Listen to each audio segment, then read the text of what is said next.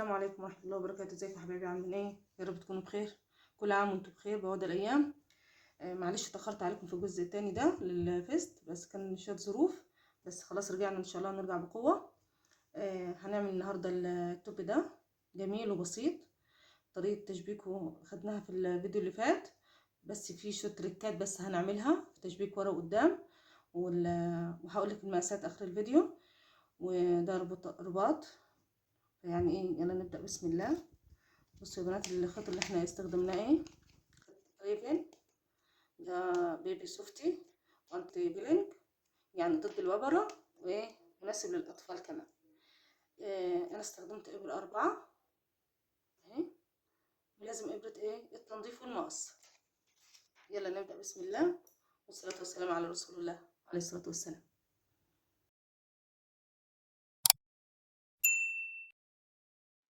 كده انا اهو يا بنات شبكت قطعة كبيرة زي الفيديو اللي فات. طريقة التشبيك بالظبط، احنا الفيديو اللي فات عملنا شبكنا الأربعة دول، انا كملت عليهم.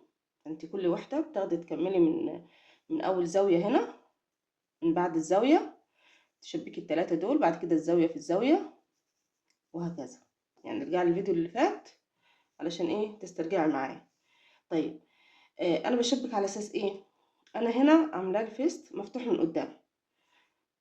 فانا عشان طبعا دي الوحدات بتتشبك مع بعض في اخر صف، فانا عملت قطعة كبيرة اهي مطبقة اهي بوسع او بعرض الطول العرض اللي انا عاوزاه. طيب انا هنا عاوزه عرض او ايه اللي هيحدد ان انا اعمل العرض بتاعي، اللي هيحدد دوران الصدر.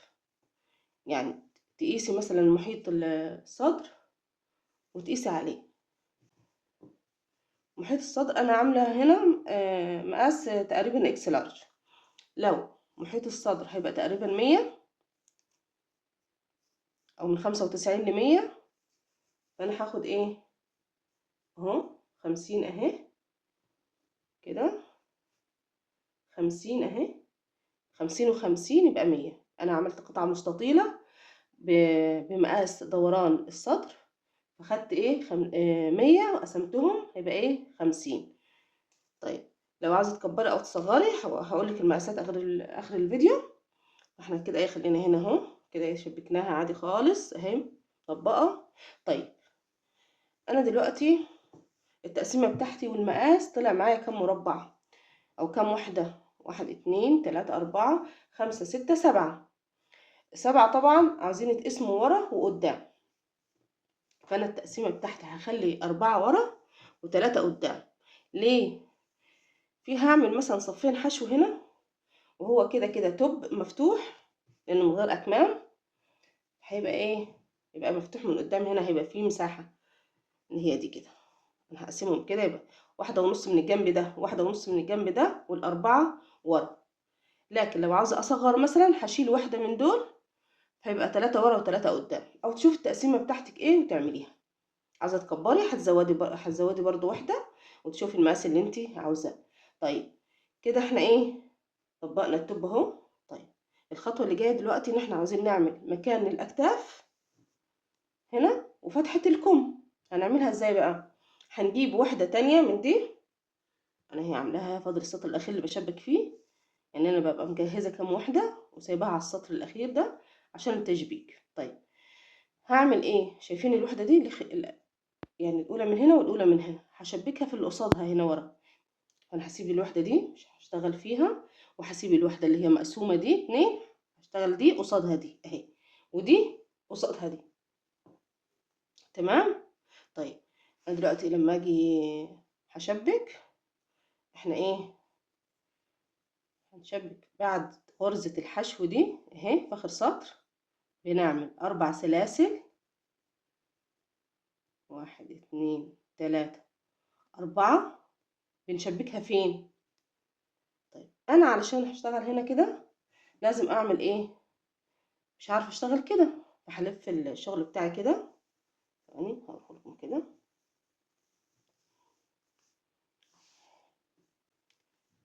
انا هشتغل شغلي فين هيبقى يا بنات اهو، في دي ودي. هشبك هنا وهكمل باقي الوحدة وحدها. ازاي؟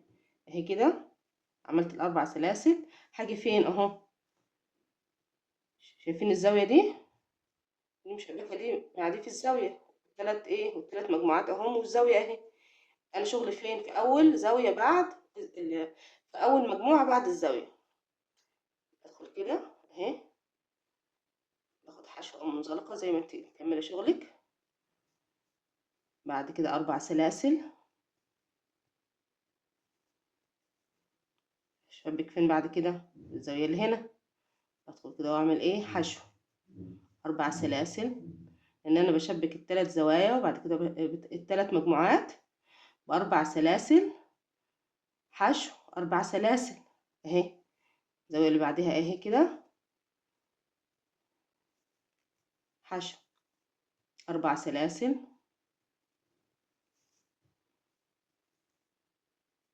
المجموعة اللي وراها اهي كده. كده انا عملت ايه؟ مجموعتين. اعمل اربع سلاسل،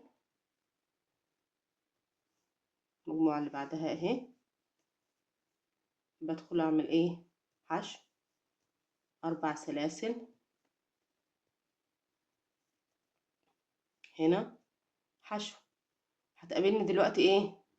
تقابلني الزاوية اهي، شايفينها اهي، تقابلني الزاوية. يبقى هنعمل سبع سلاسل، لان الزاوية فيها 15 سلسلة، هنعمل سبعة، والحشو اللي بين الاتنين هيبقى ايه؟ 15. واحد اتنين تلاتة اربعة خمسة ستة سبعة. اروح للزاوية اهي كده، ادخل فيها واعمل ايه؟ حشو. زي ما انت ايه مكملة شغلك، ايه حشو او منزلقة براحتك. انا كملتها حشو. واحد اتنين تلاتة اربعة خمسة ستة سبعة. بقفل فين؟ بقفل في المجموعة اللي هي في الوحدة اللي انا شغالة فيها، اللي لسه ما خلصتش كده اهي.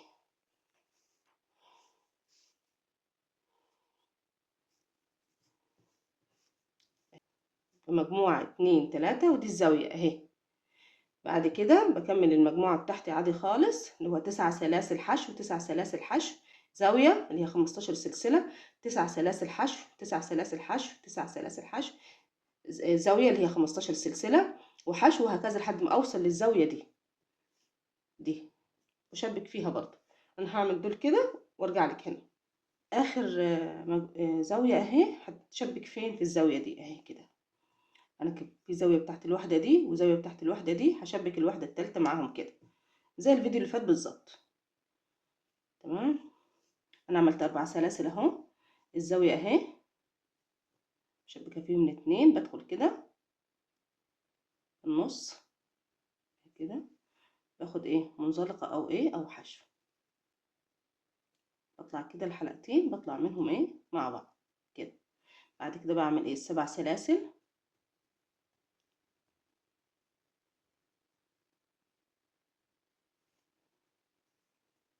هقفل فين؟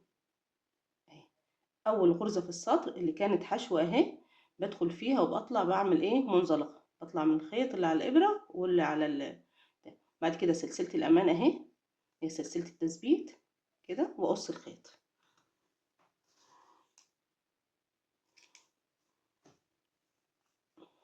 كده. كده احنا عملنا ايه؟ الوحدة دي اهي كده. كده الخيط هيتنضف طبعا، نضفيه في الغرز من ورا. عايزين نعمل الناحية التانية دي كده اهي، هنجيب واحدة تانية هنا برضو كده، نفس الكلام بالظبط، هتشبكيها كده اهي. هي يا بنات اهي برضو بعمل اللي هما ايه؟ اربع سلاسل، اربعة، شبك فين؟ الزاوية اهي كده عشان توضح معاكي. الزاوية اهي في مجموعة اتنين تلاتة، وبعد كده الزاوية بشبك فين؟ في المجموعة اللي بعد الزاوية اهي كده. خلي خط ورا الابرة كده، بدخل هنا تحت المجموعة اللي هم كانوا تسع سلاسل، بعمل ايه؟ حشو ثلاث سلاسل تانية، واعمل ايه؟ حشو في المجموعة اللي وراها على طول. وصلنا للزاوية، هنعمل ايه؟ سبع سلاسل. بعد السبع سلاسل فين الزاوية اهي، شايفينها اهي، لان الوحدة دي والوحدة دي متشبكين في الزاوية دي اهي. فانا هجيب الزاوية التالتة دي، انا عملت السبع سلاسل ادخلها هنا في النص، غرزة الحشو اللي كنت عاملاها بينهم اهي كده، باخدها ايه منزلقة او حشو اهي كده. بعد كده اظبط خيطي طبعا وكل حاجة، 3 4 5 6 7، بقفل فين الزاوية دي في المجموعة اللي وراها كده. بعد كده بشتغل عادي خالص 9 سلاسل،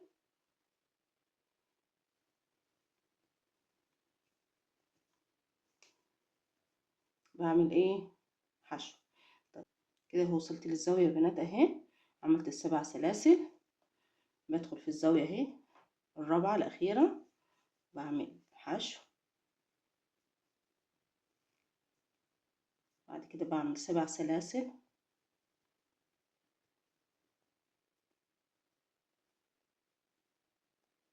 بعد كده بعمل ايه بدخل فيها تحت الحلقتين اهي كده، بسحب الخيط واعمل ايه منزلقة اهي. بعد المنزلقة بعمل سلسلة تثبيت اللي هي سلسلة الأمان واشد الخيط بس كده. كده الخطوة الجاية هنشبك من ورا كده. علشان اشبك من ورا يا بنات هشبك الواحدة في دي وفي دي اللي هي قصادها دي كده، لازم تشبك دي وفي دي. فانا هشبكها هنا الاول طبعا الطريقة خلاص، هشبك الطرف ده بس وهوصل هعمل جنب من غير تشبيك، والجنب التالت هنا، والجنب الرابع هيبقى من غير تشبيك. يبقى الواحدة الأخيرة دي هتتشبك مرتين بس، مرة في دي مرة. طيب أنا هشبك الجنب ده وهوصل كده. نبدأ كده مثلا أهي، قلنا التشبيك فين بعد الزاوية، المجموعة اللي بعد الزاوية أهي.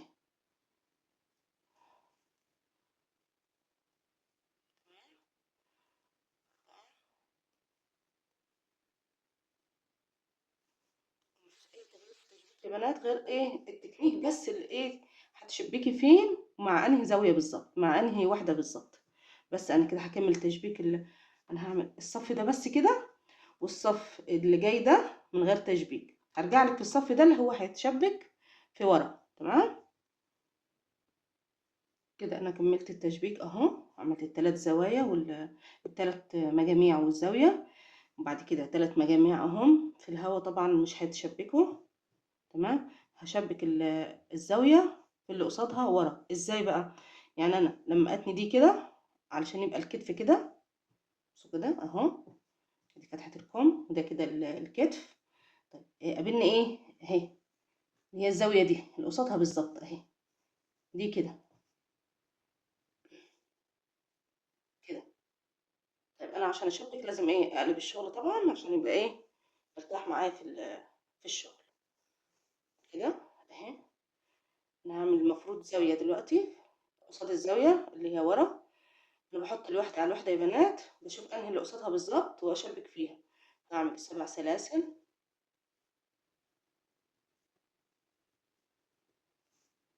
اهي. انا لو عملت كده طبعا انا بتني اهو، بتني الفست كده، ده الجنب. دي الواحده اللي هتبقى ايه مشتركه بين ورا وقدام. تمام وده قدام وده ورا، يبقى دي قصاد دي اهي كده.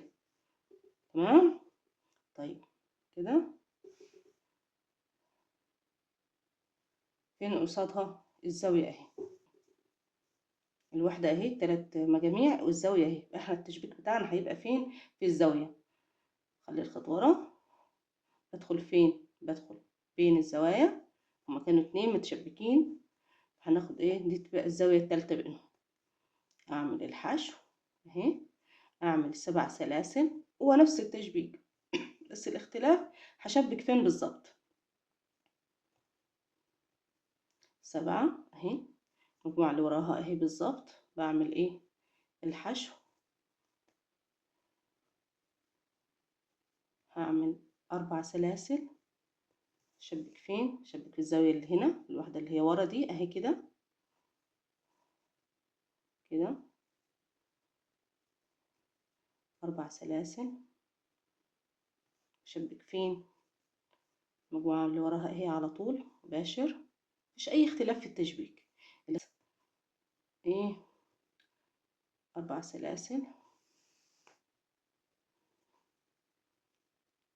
الواحدة اللي قصادها اهي كده. احنا عملنا 1 2 دي بس لسه، 1 2 3 4. المجموعة اللي هنا ده كده 1 2 3 4. الزاوية اهي، قبل الزاوية في الوحدة دي الأخيرة، الوحدة التالتة اهي. احنا 3 وحدات وبعد كده الزاوية 2 3 4 اهي. المجموعة دي الأخيرة قصاد اهي الزاوية اهي. هنعمل ايه 7 سلاسل،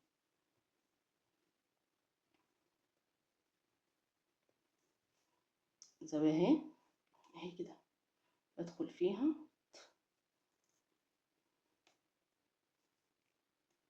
بعد كده بيبقى ايه 7 سلاسل.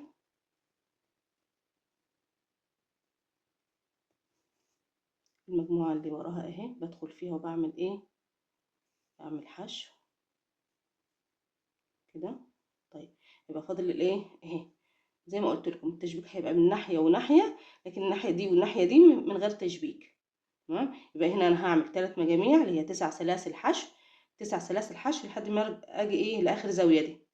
تمام. هعمل 3 مجاميع وارجع لك في الزاوية كده. هو وصلت للزاوية يا بنات، عملت 7 سلاسل. بدخل في الزاوية هي الأخيرة، بعمل ايه منزلقة أو حشو، بعمل 7 سلاسل 3 4 5 6 7. زي كل واحدة بقفل فين اهي.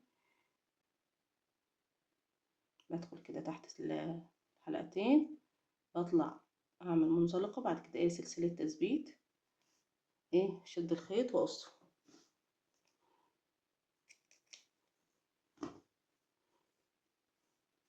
كده. عملنا الناحية دي اهي كده.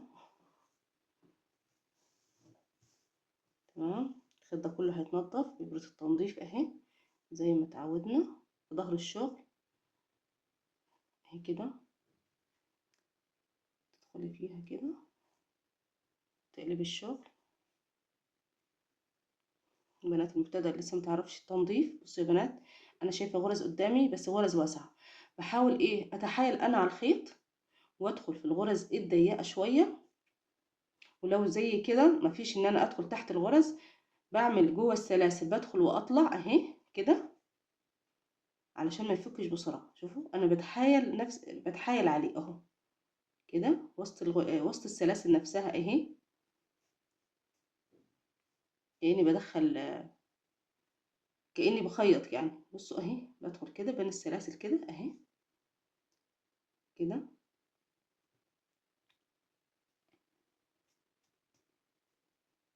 اهي. ادخل مثلا تحت الغرز دول اللي هو العواميد وهكذا، واقص الخيط بتاعي كده. طيب الناحية التانية هتبقى زيها بالظبط. انا لو قلبت شغلي كده برضو اهي كده،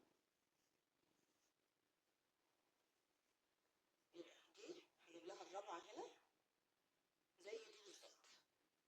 تمام. هشبك برضو الناحية دي وارجع لك لما اشبكها ورا مع بعض. اهو يا بنات انا جبت الوحدة الأخيرة اهي. طبعا انا كنت عادلة الشغل، شبكتها هنا اهو من اول زاوية لان التالتة شبكت الزاوية، مشيت تلات وحدات. المفروض دلوقتي هشبك هنا. طيب انا هشبك هنا هعمل ايه؟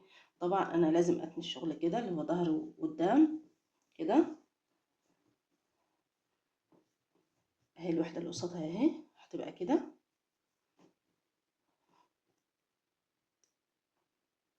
انا عاملة 7 سلاسل اهم.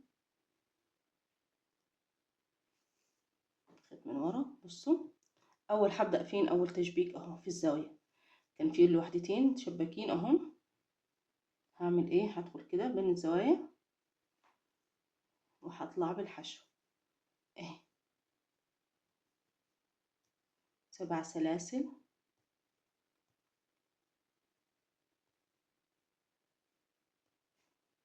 في الوحدة اللي وراها على طول اهي المجموعة دي واعمل حشو. بعد كده هيبقى نظام ايه 4 سلاسل.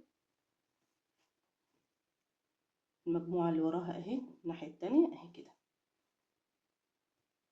4 سلاسل. المجموعة دي يعني مرة مجموعة من هنا ومرة من هنا 4. المجموعة دي كده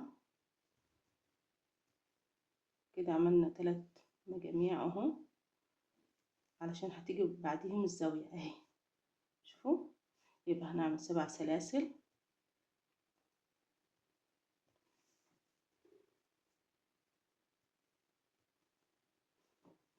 اهي بين الزاويتين، بطلع بايه بالحشو.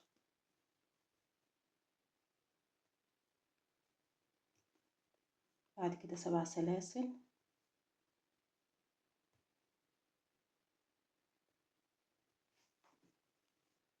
بقفل فين في الزاوية اللي عليها الدور اهي في المجموعة. هيبقى ايه خلاص كده انا خلصت كده تشبيك. ليه؟ لان انا بشبك ناحية واحدة اهي، الناحية دي كانت الناحية اللي قصادها اهي كده، دي اتشبكت ودي اتشبكت عشان نكون نربط ورا وقدام. دلوقتي هكمل الثلاث مجموعات دول كده، وهشبك في الزاوية الأخيرة اللي هي دي. تمام، هعمل الثلاث مجموعات وارجع لك في الزاوية كده. اهو عملت ال7 سلاسل، هقفل فين اهي كده الزاوية على طول وراها الدورة اهي، بدخل فيها ايه واعمل الحشو. بعمل 7 سلاسل تانية،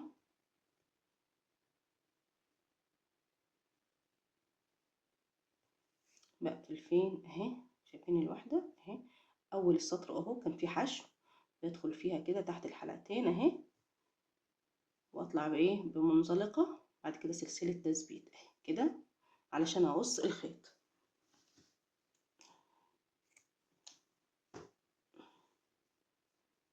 بس كده، ودي برضو هتتنضف ورا الشغل كده. انا عملت ايه، عملنا اهو فتحة الكم اهي كده، وده الصدر كده. هي يا بنات اهي فتحة الكم اهي كده، يعني تقريبا 24 سنتي كمان اهي. ده كده ايه قدام وده ورا. انا ايه مرضتش احط دي الاول عشان انتوا ما تتلخبطوش، علشان لازم تظبطي ورا مع قدام عشان يبقى الكتف كده ايه زي بعض، والكم من هنا ومن هنا كده. طيب دي ايه هنعمل لها واحده كده علشان ما تبقاش دي كبيره خالص ورا. نعمل ايه، هنجيب واحده تانية. انا ليه ما حطيتهاش الاول يا بنات، هتبقى في النص فانتوا هتحتاري تحطيها فين. لكن لما تظبطي الاول الكتاف، تطبقي القطعه المستطيله اللي احنا عملناها، وتشوفي المقاس اللي قدام هيجي فين بالظبط ورا، وتشبكي الكتاف هتعرفي تحطي دي فين بالظبط. ممكن لو اكبر من كده هتحتاجي 2، لو اصغر طبعا تبقى هي الواحده او مفيش حسب. خلاص كده، يبقى عايزين نشبك دي ورا دلوقتي. ده وش الشغل، ده الظهر من جوه اهو. فانا هشبك ازاي، انا لو قلبت الشغل كده اهو عشان يديني ورا، انا عايزه اشبك فين، عايزه اشبك الواحده دي بالواحده دي بالواحده دي. يعني دي تيجي كده تشبك من الثلاث اتجاهات، الاتجاه الرابع هو اللي ايه مفهوش تشبيك. يبقى هنشبك كده وكده وكده. عدل الشغل طبعا هنشبك من الواحده دي كده. هنسمي بسم الله، تكون باينه اهي كده. عملت ال4 سلاسل. اول ما نبدا تشبيك فين يا بنات، احنا ايه تشبيكنا دي الزاويه في المجموعه اللي بعد الزاويه اهي. دي الزاويه، هناخد اول مجموعه ايه بعد الزاويه كده، زي التشبيك بالظبط كأنك بتشبك زي الأربعة اللي شبكناهم دي عادي. الرابعة مثلا كده 4 سلاسل، يعني برضو مفيهاش اختلاف. هنعمل فين، هنقفل في المجموعة اللي وراها اهي 4 سلاسل 4. نقفل فين المجموعة اللي ايه الوحدة التانية اهي، وهكذا زي ما انا هعمل الوحدة التالتة والزاوية وهكمل بعد كده. 4 سلاسل الزاوية دي الزاوية. علشان الزاوية بعمل ايه، بعمل 7 سلاسل، 3 4 7. بشبك فين الزاوية اهي واضحة. ادخل كده نفس الشغل اللي فات يا بنات، تكرار، بس ايه الفرق، بس انت بتشبكي فين عشان يديكي اي شكل منها. 7 شبك طبعا ايه اللي هي الواحدة دي كده، هنشبك هنا ان ده مكانها كده اهي. بعد الزاوية بنعمل ايه 4 سلاسل، نشبك فين اهي كده، دي كده الزاوية قصادها الزاوية، هنشبك ايه في الواحدة دي كده. خلصنا الواحدة دي اهي، هنروح للواحدة دي عفوا كده اهي، بتروحي فين هنا كده، تاخديها تعملي ايه الحشو. بعد كده 4 سلاسل،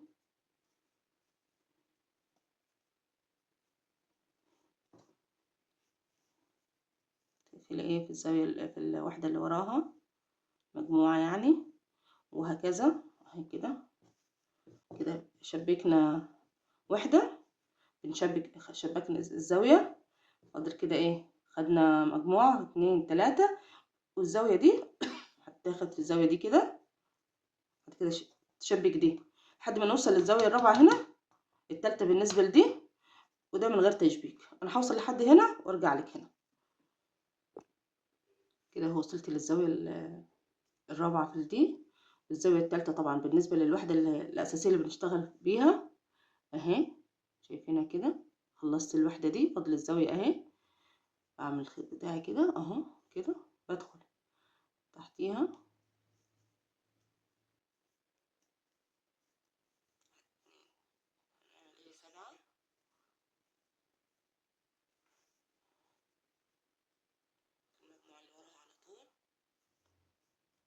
بعد كده ايه. هنا بقى مفيش تشبيك، الناحية دي كده مفيش تشبيك، يبقى هنعمل 9 سلاسل اللي هم ايه المجموعة العادية. 9 ايه، نقفل هنا ايه بحشو. بعد كده 9 نقفل هنا بايه بحشو. 3 مجاميع اللي هما 9 حشو، 9 سلاسل حشو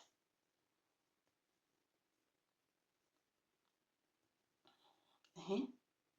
فاضل كده ايه اخر زاوية الواحدة دي اللي هتتشبك فين، هتتشبك في الواحدة دي اللي هي وراها على طول. انت هتلاقي الشغل متسلسل ورا بعضه، هتشوفيها قدامك ايه مش هتتلخبطي. 4 5 7 8 9 اهي واضحة. بصوا انا بعد ما اخلص الوحدة اهي كده خلصت كده. الزاوية اهي، الزاوية دي اللي مشبكة فيها الاتنين دول اهم كده اهي.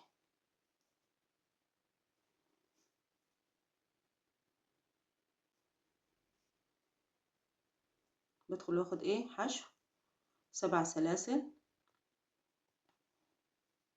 بنقفل فين، خلاص اهي الوحدة اهي معايا اهي. اول سطر كان اهو الحشو، ندخل فيه كده.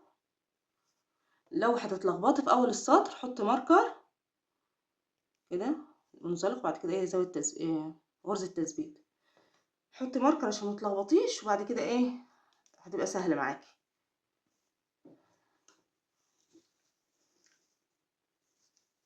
يا بنات كده اهو كده ايه وضحت اهي كده، علشان دي ايه يبقى الظهر مش لتحت قوي، يبقى الظهر كده ايه مظبوط فوق تحت الرقبة كده بشوية، هيبقى ايه مظبوط كده. فاضل خطوة كده يا بنات هنعملها ايه، عاوزين نعمل حشو داير على طول، وحشو هنا ايه في الكم برضه. فكده هنبدأ ايه من تحت هنا يا بنات، مثلا هي من اي مكان هتبدأي منه عادي. شايفين الزاوية دي، هبدأ مثلا من المجموعة اللي وراها برضه او من الزاوية نفسها، بس خلينا نبدأ من الزاوية. بس انا هعمل غرزة تثبيت اهي بره، غرزة بداية كده. هدخل في نص المجموعة اللي كانت 9 دي، اللي كانت 9 سلاسل، هاخد هعمل ايه سلسلة، هعمل 3 حشو، 1 2، نبض الخيط معايا عشان يتنضف كمان، 3. تمام. ليه بقى؟ انا هقول لكم هنعمل ايه. كل 9 غرز سلسلة هنعمل فيهم 6 حشو، فانا هنا بدأت ب3 في نص الوحدة، هكمل بعدين لما اوصل لها. تمام. اللي وراها ايه، اروح برضو على طول اللي وراها اعمل 6 حشو، 2 3 4 5 6. تمام. وهكذا كل واحدة ايه 6 غرز. هنيجي هنا في الزوايا يا بنات، دي كانت زاوية اللي هي 7 غرز، دي 7 ودي 7، هنعمل فيها 5 بس. يبقى الوحدات اللي كانت المجاميع اللي كانت 9 غرز هنحط فيها 6 حشو، والزاوية هنعمل ايه 5. فهنا ايه طبعا الزاوية دي إيه، لما اوصل للزاوية اللي زي كده اللي هي منفردة كده هقولك تعملي ايه، لكن هنا الزاوية اللي بين كل واحدة والتانية دي هنعمل 5 بس.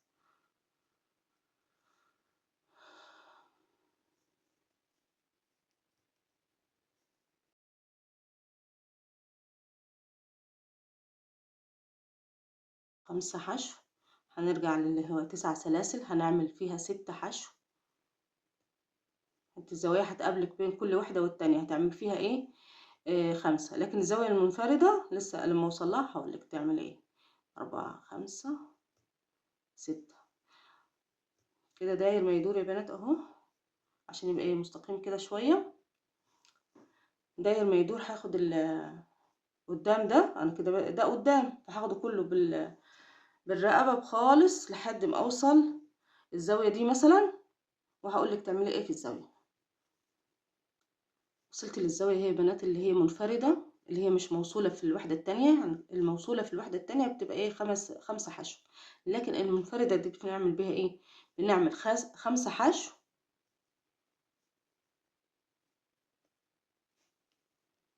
2 3 4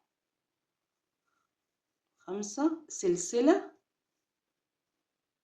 5 حشو تانية، كأننا ايه عملنا جمعنا الزاوية. تمام.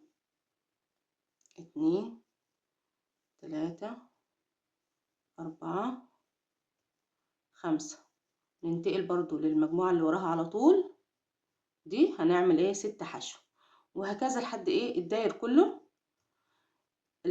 المجموعة اللي هي 9 سلاسل هنعمل 6 حشو، اما في اللي كانت الزوايا هنعمل 5 حشو بس. هتقابلك زاويتين اللي هي بتاعت قدام، دي زاوية والزاوية التانية اللي هي قصادها دي اللي هي في الاخر دي. وصلت للزاوية التانية يا بنات، عندي كده 3 سلاسل 4 5، بنعمل ايه سلسلة كده اهو، بعد كده ايه نعمل 5 تانيين، 5 حشو 3 4 5. ننتقل الوحدة اللي على طول وراها اهي، احنا كنا عاملين 3 حشو فيها، فهنعمل كام، نعمل 3 عشان نكملهم ايه 6. 1 2 3.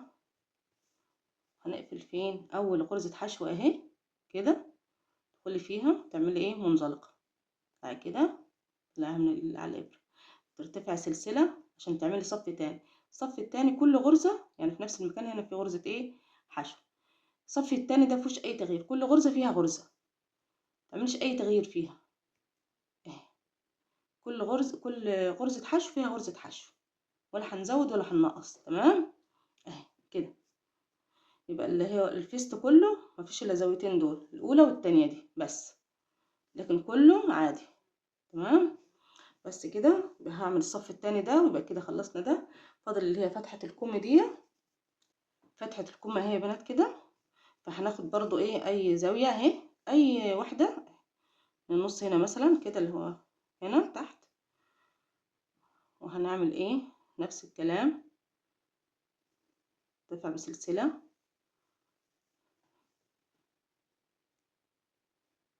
نعمل ايه حشو. انا بدأت طبعا في الوحدة اللي هي كانت 9 سلاسل، فهعمل 3 حشو زي ما عملت قدام بالظبط، علشان لما اعمل الداير كله اوصل هنا اعمل برضو 3 حشو واقفل ايه بمنزلقة، مفيش اي تغيير فيها. تمام. الفرق بس ان الكم مفيهوش زوايا منفردة، الكم فيه ايه يعني دي 6 حشو، دي 6 حشو، اما دي اللي هي في الزوايا دي 5 و5، وهكذا اوصل هنا واقفل بمنزلقة في اول غرزة حشو، واعمل الصف التاني، وبس كده يبقى ايه خلصنا. كده خلصنا اهو يا بنات، وصلنا الخيط، فاضل بس يتنضف الخيوط دي والداير كمان اهو كده. وعلشان التعريج دي هنكوي مكوى بخار علشان ايه يبقى مظبوط. تمام. طيب دلوقتي عاوزين ايه، عايزين نعمل رباط هنا. نعمل كام واحد كده. انا مجهزه ده اللي هو الليسيه الروماني، عملناه قبل كده في التطريز، هو طريقته سهله وبسيطه. انا عامله 2 اهو، هعمل التالت معاكم. بص بسيب قطعه من الخيط حوالي 2 كده اهي 2. بعمل ايه، اضم الخيطين على بعض، بعمل غرزة البداية كده، اخلي الابرة واعمل اول غرزة السلسلة، باخد الخيطين مع بعض عادي كده. بعد كده بلف على صباعي الخيط اللي طالع من البكرة، الخيط التاني ده اللي هو اللي سبته 2 بحطه على الابرة، واطلع ايه واعمل غرزة، احطه على الابرة واسحب الخيط، بعمل ايه سلسلة، بحطه على الابرة واسحب اعمل سلسلة، وهكذا لحد الطول الايه اللي انت عاوزاه اهو كده. احط على الابره واطلع كده على الابره اهي، واطلع كده. هكمل ايه، هكمل باقي 2 دول وارجع لك. كملت اهو يا بنات اهو، حوالي 2 او 2.5 اعمل الطول ده. اخر غرزه باخد الاتنين مع بعض، الخيطين مع بعض باخدهم واطلع بيهم ايه سلسله تثبيت، بس كده. واقص الخيط الزياده اهو. انا عملت 3 رباط. عاملهم ازاي، هنا مسافة الصدر دي كده، يعني حردة الكم اهي، تحتيها مثلا ب5 سنتي، دخل الرباط ده كده، او بالطريقة اللي ايه اللي تريحك. اربطه في يونكة او ربطة عادية حسب ايه ما يقفل على جسم البنوتة، عشان ايه يظبط الشكل كده. اعمل مثلا فراغات متساوية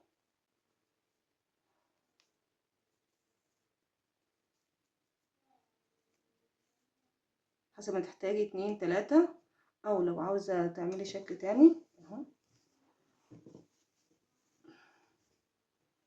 الرباط التالت اهو، هنا مثلا قبل الاخر كده بشوية، التوزيع ده براحتك.